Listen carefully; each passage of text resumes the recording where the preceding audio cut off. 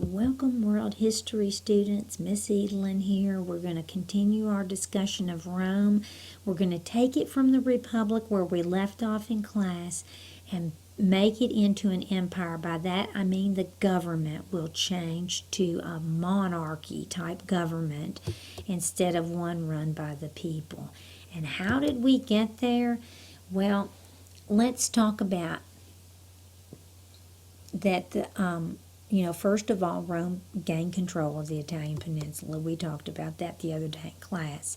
But now we're going to look around the Mediterranean Sea and build an empire following this policy of imperialism where we take over other people.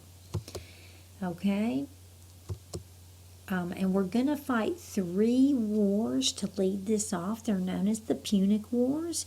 If you recall from previous lessons when we talked about Mesopotamia, we know the Phoenicians were great sailors, and they had one of their colonies was called Carthage. And so when we talk about the Punic Wars, we're just using a Latin word, Punicus, that means Phoenician. So the Carthaginians were Phoenician, and they're going to fight 3 different wars with the Romans, okay? Now, let's just look at this. See where Carthage is down here? And I always say, like, it looks like the boot of Italy wants to kick Carthage. But we know that the Romans control all of the Italian peninsula at this point, and they're starting to look out all around them into the Mediterranean Sea. And who controls the trade? Carthage controls the trade. And there's like a little city-state right near this strait, and Carthage was kind of forcing them to pay like a toll, and they called for help from the Romans, and the Romans saw this as a pretext to, maybe get a little piece of the action out there in the Mediterranean Sea. So that's what's going to lead us to the First Punic War, and basically the Romans are going to cause this first war to happen. And it's going to be primarily a naval war. The Carthaginians were smart. They knew they were, dominant on the sea, but our Romans are going to be very quick learners. They're going to build a competitive fleet in a very short amount of time. And also, because they knew they were better on land, they invented the corvus, which is an assault bridge, to board the Carthaginian ships. Now, let me show you a picture of that. You can see this bridge right here, and you can tell that it would make the ship unstable. It might even flip the ship over. But on the bottom of this corvus, here's another picture, was a big metal stake that would just slam into the deck of another boat. And here's the metal stake right up here. And then they could just board the ship and take it over. So at the end of the First Punic War, Rome was actually able to defeat Carthage and won the 3 islands of Sicily, Corsica, and Sardinia. And I just have that picture to show you. And then let's talk about what happened next. There's, a lull time in between wars. We don't fight the Second Punic War right away. In the meantime, a young man grew up. He had been a child, and his father was a general from the First Punic War. His name is Hannibal, and he's going to do some terrorist attacks over here in Spain on places that belong to Rome. And Rome's going to retaliate and come after him. And Hannibal's going to do an interesting thing. He's going to take his troops, if you'll follow my cursor, up over the Alps and into Italy. It was very unexpected. And the thing Hannibal's famous for is that he brought elephants over the Alps when he came over. And there's the date of the Second Punic War. Carthaginians are definitely looking for revenge with the great Carthaginian general Hannibal leading the way. The thing I didn't tell you earlier is that for 15 years, he's going to win battle after battle. He's going to have the Romans on the run. But he could never capture Rome itself. By the way, you might want to make a little note here that while he's beating up on the Roman army, he's also destroying a lot of farmland and creating chaos and havoc in the Roman countryside. In the end, the Romans are going to outflank Hannibal. They're going to send a contingency to attack Carthage. And I don't have this on the slide, but you might want to add that, of course, Hannibal had to go back to defend Carthage, and he was pretty soundly defeated by the Romans on his own territory. Another interesting fact is that Hannibal was on the run after that. He did not want to get captured by the Romans. He hated them so much, but because they kept pursuing him, he eventually committed suicide. It's a kind of a really sad story because he was an amazing general. As good as Alexander ever was, Hannibal was that great. So in the Third Punic War, this is totally aggression on the Romans' part. They just wanted to destroy Carthage. And so the Roman Senate declared war on Carthage. They soundly defeated them. They razed the city of Carthage and salted the fields, which is really kind of evil, if you ask me, because you can't grow crops in a salted field. So we see Rome growing in influence. They're going to take Carthage. Then they're going to move east and take Macedonia and Greece and parts of Asia Minor. These are all going to become Roman provinces, so that by 133 BC, Rome is going to extend all the way from Spain to Egypt. Now, they didn't rule Egypt at this time, but they had very big influence over Egypt. Okay, and I included this map again just so you could kind of see the green areas are what they controlled after the end of the Punic Wars, but then these orangey brown areas are the areas they're going to move into, So let's talk about the decline of the Republic. Why is the government going to change? Well, one of the big reasons was economic problems, and a lot of these economic problems came from the Punic Wars. We are going to have an income gap develop between the wealthy and the poor, and it all starts because we've got these incredible riches pouring into Rome from all the conquering that's going on, okay? We have a new class of wealthy Romans emerge from all this wealth coming in. They're going to build big lavish mansions, and they're also going to hire slaves or buy a slave to do the work for them because the conquered people were forced to work as slaves in Rome. We also have a huge quantity of grain flooding in from the provinces, which is going to decrease the cost of grain, which you might think is a good thing, but if you're a farmer, is it good when your prices plummet? No, Miss Edelin. We also have wealthy families starting to buy up large amounts of land, and they're going to call their new estates latifundias.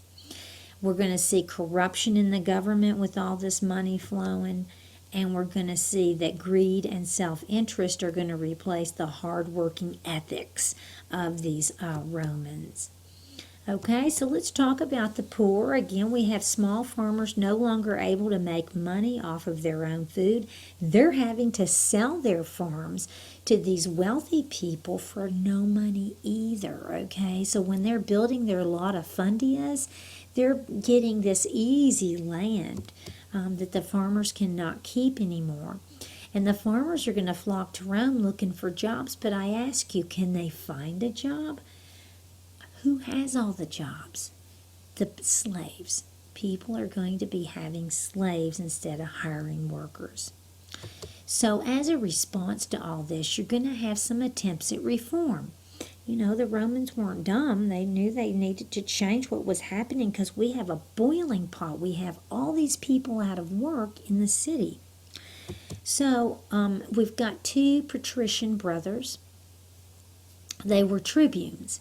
First Tiberius and then Gaius Gracchus.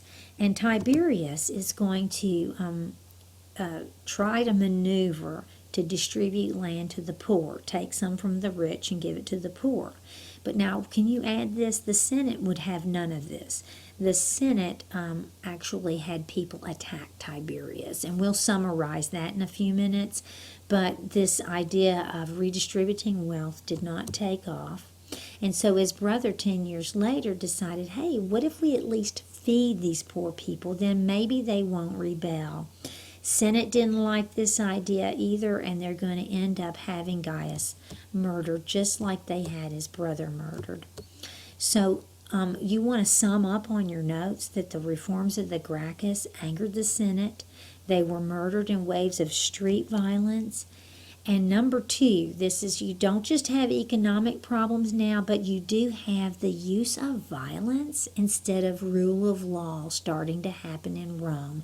This is a huge turning point. Please make sure you write this in your notes, okay? Rome had always been kind of a violent place, but we're getting ready to see violence escalate to a level never seen before in ancient Rome. Okay? Some other changes are going to be happen. And there was a new kind of soldier on the march, started by this man by the name of Gaius Marius. He's going to start to pay volunteers. You know, in the past, you just fought because you were a citizen.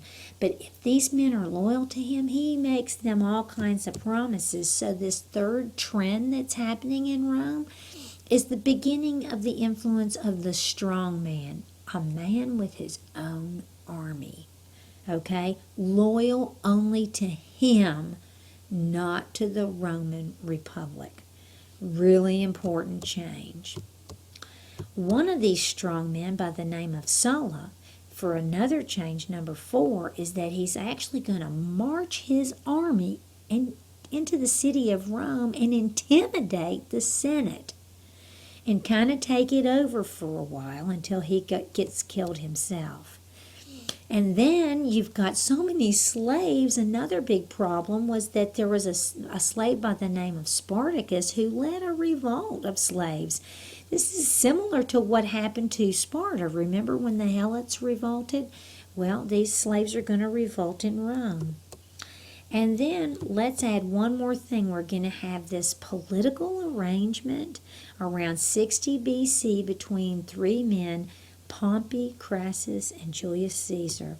This arrangement's going to be known as the First Triumvirate, and each man basically promised to vote the others in as consul over time. Now, of the 3, Julius Caesar had the least going for him. He married Pompey's daughter, and he went promptly up to Gaul and fought for 10 years and won fame and fortune for himself. So that's what you want to remember about him. But then one day, Pompey, his good friend, ordered him back to Rome and said, you need to disband your army before you come into Rome. And Julius Caesar defied this command. He commented, the die is cast, while he was crossing the Rubicon River, because he knew that once he did this, there was no going back. But he was afraid that if he left his army, Pompey would assassinate him. By now, Crassus, by the way, had already died. And so there was just the 2 of them. There wasn't a triumvirate anymore. So when he got into Rome, Pompey took his guys and he ran off, and Caesar pursued him and crushed him, his armies, his supporters. And Pompey, by the way, when he got to Egypt, was murdered by Cleopatra's brother. Let's make a long story short. Julius Caesar, after, securing Egypt and that whole area, is going to force the Roman Senate to make him a dictator. He's going to say, I want to be dictator for life. Now, this is going to strike fear into the hearts of senators. But Caesar did institute reforms like the Gracchi tried to do to solve many of Rome's problems. And he will become very popular because of that. But he will be assassinated because they feared he was going to try to make himself the king of Rome. This day is known as the Ides of March, the 15th of March. We're also going to have many civil wars break out. We're going to have a second triumvirate with Mark Antony, Octavian, and Lepidus. Octavian is going to get into a big fight with Mark Antony around 31 BC, And the Roman Senate is finally going to declare Octavian Augustus, or Exalted One. And we're done.